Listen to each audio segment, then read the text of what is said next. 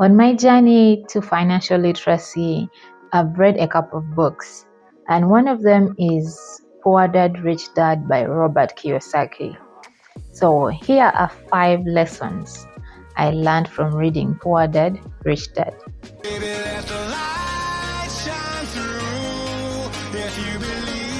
Pay yourself first.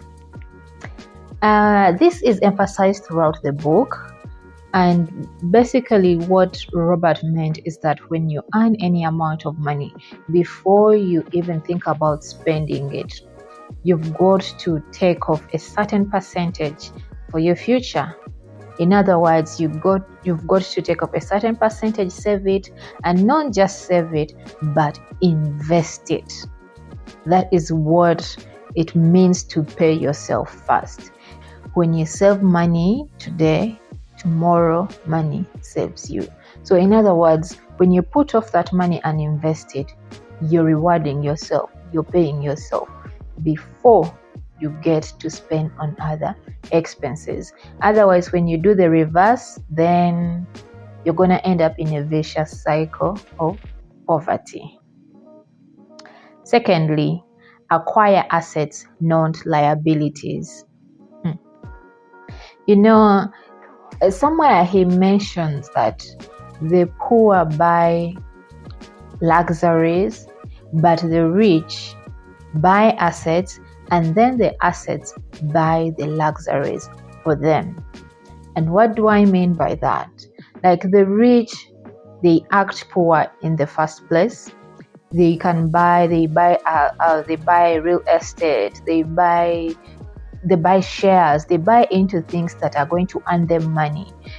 Whereas liabilities, these are things that are going to be taking away money from you. Like a car is not an asset, it's a liability because you have to keep injecting money in it and it's not bringing you a profit unless you bought the car for business specifically.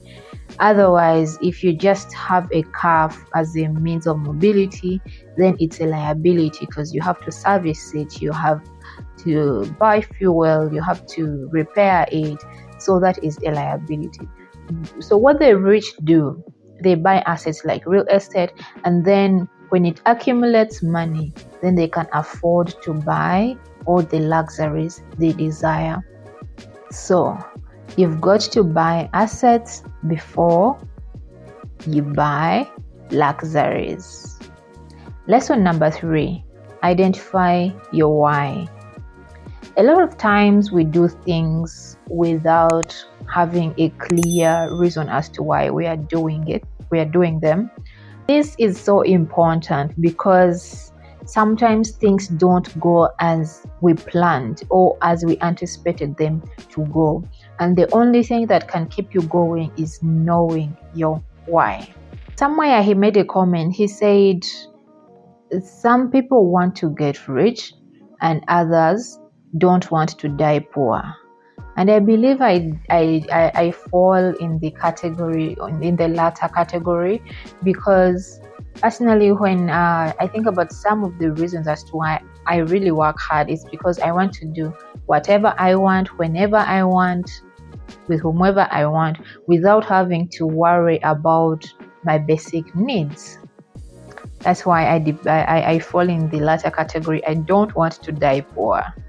Yeah, but what is the point of knowing your why? It's because whenever you face challenges, whenever you face setbacks on any journey, you've got to remember why you started in the first place. And if you know your why, believe you me, you will find ways around any obstacle that you face, just like the river does. You see, or any water that is flowing, when someone tries to block water, when they put an obstacle, the water will either go above it, below it, or beside it. Either way, with or without the obstacle, the water is heading where it's heading. So that is what this why helps us do. Lesson number 4, teach yourself financial literacy. Man, this is so important. You need to know how to read financial documents.